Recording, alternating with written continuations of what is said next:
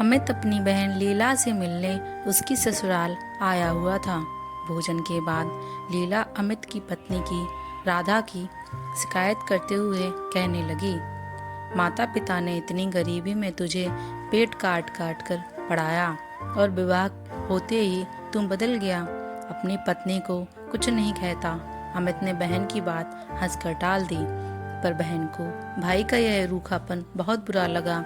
वह क्रोधित होकर बोली, तू तो पत्नी का गुलाम हो गया है, उसके आगे तुझे कुछ दिखाई नहीं देता। माता पिता की हालत घर के कुत्तों जैसी हो गई है, पर तुझे मैडम की जी हुजूरी से फुर्सत ही नहीं मिलती। अब अमित से रहा नहीं गया। बहना, राधा एमए पास है, नौकरी करती है। उसने अपने घर में कोई काम नहीं किया, किंतु अपने यहाँ आकर वह घर के सारे काम खुद करती है।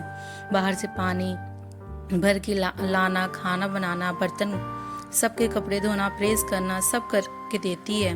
माँ तो उसके आते ही हाथ पर हाथ रखकर बैठ गई है। मजाल है कि एक गिलास भी इधर से उधर रख दे। राधा नौकरी भी करके आती है और आते ही काम में जुट जाती है। माँ को इस पर तसल्ली नहीं होती। वह पिताजी के कान भरती रहती है और शराब के नशे में टुन्न पिताजी बैठे बैठे राधा को खरी खोटी सुनाते रहते हैं। इनका व्यवहार देखकर मैं तो कई बार राधा को कह चुका हूँ, इस घर को छोड़कर शहर में किराए पर मकान ले लेते हैं, पर उसे भूत सवार है ना अच्छी बहू बनने का। उल्टा मुझे ही कहती है, कोई बात नहीं, बड़े हैं, कह दिया तो कोई बात नहीं, अपने अच्छे व्यवहार से धीरे धीरे वह बदल जाएंगे। परंतु मुझे पता है वे लोग नहीं बदलेंगे। कभी राधा की साइड से भी सोच कर देख, वह अपने माता पिता का घर छोड़कर यहाँ आई है। उसे बहू का सम्मान तो नहीं मिला, उसे नौकरानी की तरह व्यवहार किया जाता है। अरे आजकल तो नौकरानी भी नहीं सुनती और काम छोड़कर चली जाती है। वह बेचारी उनकी बकवासबाजी सहन कर रही है। अपने माता पिता को सब कुछ ठीक बैठे बिठाए मिल रहा है, पर उनसे सेवा नहीं करवाई जा रही। मैं उनकी औलाद हूँ, मैं भी उतना नहीं कर सकता जितना राधा उनके लिए कर रही है, पर वह इस लायक नहीं है। और तू माता पिता को समझाने की बजाय उल्टा उनका ही साथ देकर उनको बढ़ावा दे रही है।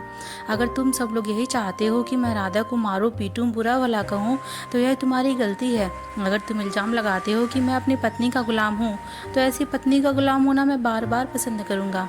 और मैं तुम्हें कह भी देता हूँ, अगर तुम सबका रवैया नहीं बदला तो मैं जबरदस्ती राधा को लेकर शहर चला जाऊंगा और किसी की मदद भी नहीं करूंगा। दोस्तों, हर लड़की बुरी नहीं होती।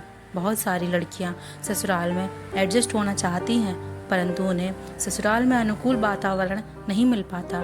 समाज को अपनी सोच बदलने की ज़रूरत है।